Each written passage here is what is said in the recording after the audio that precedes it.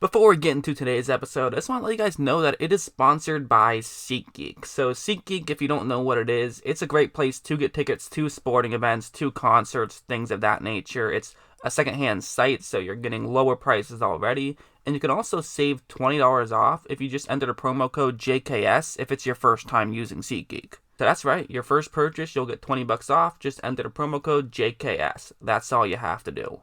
The link is in the description below if it's something you're interested in. And anyways, back to your regularly scheduled video. So I'm giving out my mid-season awards for MVP, and the MVP has to go to Russell Wilson. I mean, he's just been playing so well this season. My two other candidates will be Aaron Rodgers and Lamar Jackson. I kind of wanted to throw in Christian McCaffrey there, but unfortunately, MVP, it's just a quarterback award. Like, I think it actually would be pretty cool if you separated the quarterbacks from the MVP consideration and then said positional value didn't matter towards MVP, so that way a Christian McCaffrey could win it, but as of now, the most valuable player has without a doubt been Russell Wilson, just because of positional value and also just because he's playing at such a high level right now. I mean, the numbers speak for themselves. I'm not really a big touchdown to interception ratio guy, but at the end of the day, 22 touchdowns to 1 interception, that's just an absurd number. He's also on pace to throw for 4,453 yards, so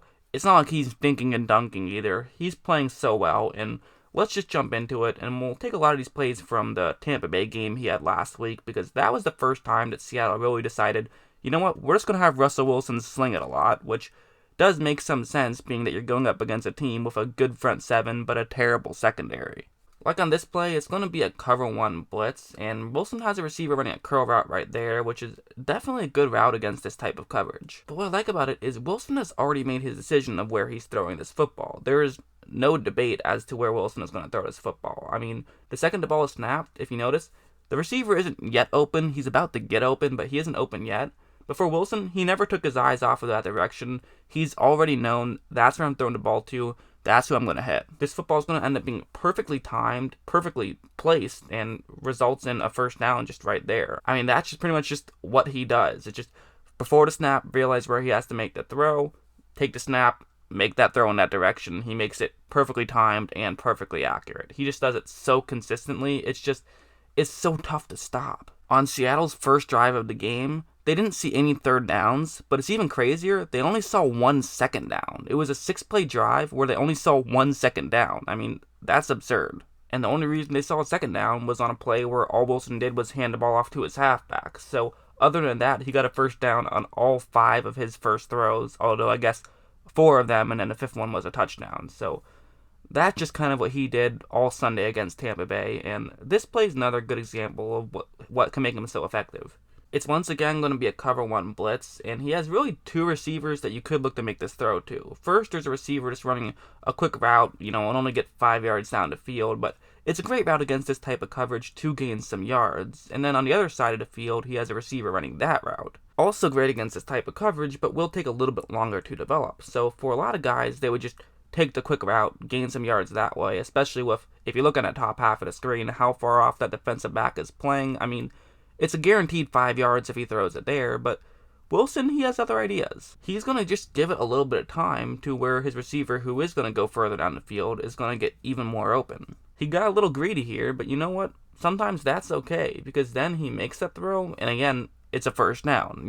If he made the shorter throw, it still would have gained some yards. They would have gotten 5 or 6 yards, but Wilson decided to just wait a little bit longer, make the smart decision, and gain a first down instead of just making the safe decision of gaining 5 yards. Wilson is definitely a confident player. He's always played with confidence, and it shows right there. He was confident enough, not just in himself, but also in his offensive line and his receiver to, give him enough time and get open. So, really just a smart play by Wilson there to pick up the first down. I also like this play where what's going to happen is first there's a man in motion, and since the Tampa Bay Buccaneer follows him, that lets Wilson know that this is going to be man coverage. And so, since it is going to be man coverage, this is actually a pretty good situation for the Seattle Seahawks, since they do have a route that could potentially get open against man coverage. It's great against man coverage, actually, and it's that route right there. But what's interesting about this route is if Wilson just stays in the pocket, well, there is a chance that a Buccaneer defensive lineman could put their hands up, could knock the ball away, and also there's just the fact that oftentimes in these types of coverages, you will have somebody playing zone in the middle of the field, but Wilson has a plan to make sure that neither of those two things could happen. Watch how he takes a snap, and he's going to run to the bottom half of the screen, roll out, and then make a great throw on the run for a touchdown. I mean, that's just high IQ football, and it also is just a great throw. I mean, I'm not entirely sure whether or not that was actually the plan pre-snap or not. It might have actually just been the play call, but even if it wasn't the play call, or even if it was, I mean, the fact that Wilson can make a throw on the run that accurate is just impressive in itself. That's definitely another reason why he has been impressive this season, and why he has improved his play a lot, is he has turned himself into more of a pocket passer, but he still has that scrambling ability. He's still not afraid whatsoever to take off with the football if he has to. If he sees an opening or a hole he can run through, he will run through it. Or if he just feels like he has to run in a certain direction to give himself some more time to make a throw, he will do that as well. Like, this play is actually a perfect example of it, where it's going to be, once again, a cover one blitz. I mean, Tampa Bay plays a lot of man coverage, so you kind of know going in you're probably going to go up against a lot of man coverage. And for Seattle, they have a receiver running that route right there, which could be a good route against this type of coverage. We don't really know. We'll kind of just have to wait and see how it plays out. As you see, there's an edge rusher who has the edge against an offensive lineman, against the right tackle right there. So for Wilson, he's in a bit of trouble. He's going to have to get around this trouble. What a lot of guys would do is just take a couple of steps up in the pocket and then make a throw, but Wilson feels like he knows he can get a solid gain if he can just give himself enough time. So watch how he's going to kind of just go around like that. It's a great situation, although one thing you do notice right here is that now the guard who's going up against Vita Vea, it's kind of in an awkward situation, where I do think that the move is to just let him go and trust that Russell Wilson can outrun a 340-pound player, but at the same time, he actually gets a holding call, which is going to actually make this play not end up counting, but it still is impressive for Wilson because he's then able to run to the bottom half of the screen, find a man, make a great throw on the run. It didn't count, but it was still a tremendous play by Wilson, and I don't think the holding call actually would have mattered. I think he would have still found a way to get the ball to that receiver. It made things a little bit easier, but I don't think that was the difference in that play working out. I really don't. I think what Wilson did was tremendous, and that's what he can just do consistently. He is one of those guys where it just seems like the play is never over no matter what. He just always seems to find a way to give himself some more time and then make a throw to gain even more yards, even when you think you finally did a good job of covering up all the receivers.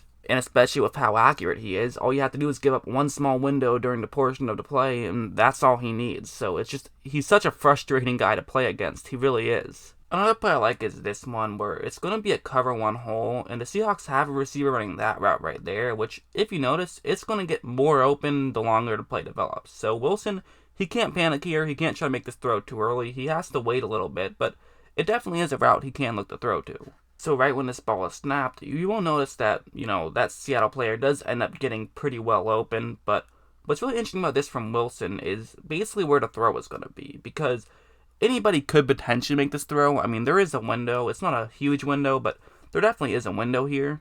However, for Wilson, ideally he wants to put this one in the perfect spot so that his receiver can make the catch and then continue running, because either way it's going to be a first down, either way you're going to gain some yards. But really, if he can make this throw perfectly accurate, it could go for a lot more. And now his throw is going to just be exactly where he wants it. His receiver can make the catch, run all the way for the touchdown, so just a great play by Wilson. Also, you have to give credit to the offensive line for protecting him well, and of course, the guy who caught the ball and ran it in for a touchdown, but Wilson just made a perfect throw, and that's really what it came down to. If he makes that throw just 2 feet further in any direction, it's still a catch, but it's not going to be a touchdown. So his perfectly accurate throw was what created an extra 30 yards and a touchdown.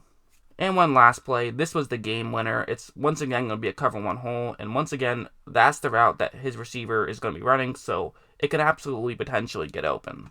This is in overtime, so this is the key situation, but for Wilson, watch how he calmly takes a snap, throws it at the perfect time, hits his man, and they get a touchdown. I mean, it's just that simple for him. It's just calmly looking up, seeing the coverage. Oh, this is what I have to do? Okay, I'll make a throw in that direction, and we'll get a touchdown and win the game. Sounds good. There's no pressure, totally calm, makes the correct decision, and that's why he, from the first half of the season, is the MVP in my opinion. There's still a lot of time left, anything can happen, but through the first half, I gotta give it to Wilson. I think he's been playing great.